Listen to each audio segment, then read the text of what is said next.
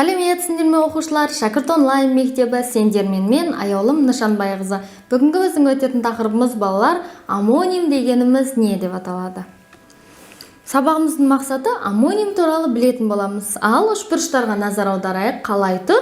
Екеуі бірдей, пішіндері бірдей, жазулары бірдей, бірақ несі әртүрлі, түстері әртүрлі. Міне балалар, амоним сөздерде тура осындай, жазулары да барлығы бірдей болады, бірақ мағыналары әртүрлі болады. Мәтінді түсініп оқы. Әділеттің әкесі Әділ күн сайын ерте тұрып денесін шынықтырады. Әділет, кел, бірге шынығайық, деді Әділ баласын шақырып. Мақұл әке, деп Әділет әкесіне ілесе жүгіріп жаттығу жасады. Шынықсаң шымыр боласың, деді әкесі. Әке, сіз қандай күштісіз, деп Әділеттің қарақаттай көзі жайнап кетті. Жүзі нұрланып, қуанып жүр. Мәтін мазмұны бойынша бір-біріңе сұрақ қой және жауап бер. Әділет, сұрақ қоямыз. Әділет кім?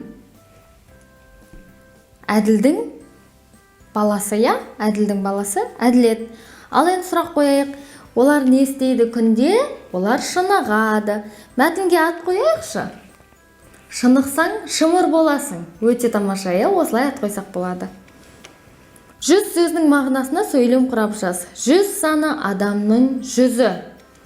Ал енді мына төртбұрыштарды көріп тұрғандарындағыдай балалар, барлығының түрлері бірдей. Бірақ несі әртүрлі? Сандар әртүрлі. Амоним сөздерде тура осылай.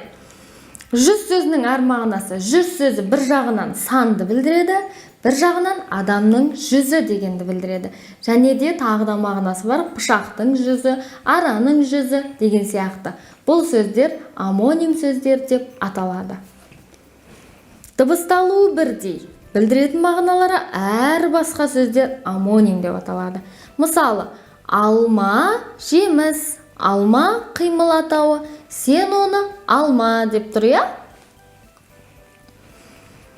Сөздердің мағынасын түсіндір, олардың әрқайсына мағынаны білдіретіндей сөйлемдер құра. Түс, өкпе, ат, бас. Түс және де өкпе дегенді жасап көрейік, түсті білдіреді. Және түс, біз ұйықтағанда не көреміз? Түс көреміз, екі мағына.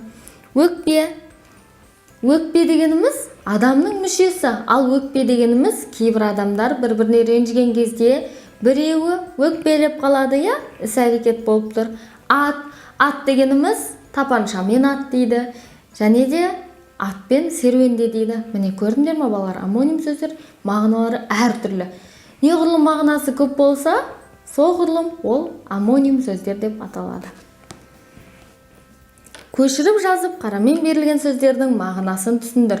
Досың болса ер, соңынан қалма ер. Екеуі де ер деген сөз, бірақ не бар? Мағыналар әртүрлі. Досың болса ер дейді, демек ер жігіт бір досың болса дейді, өте мықты. Соңынан қалма ер дейді, артынан жүр, бірге жүр деген сөз. Ойлан тап, мұз айдында 7 бала асырсап жүр, сырғанамай 2 бала жағалауда тұр қарап. Енді осы бар баланың санын айтсаң жарадың.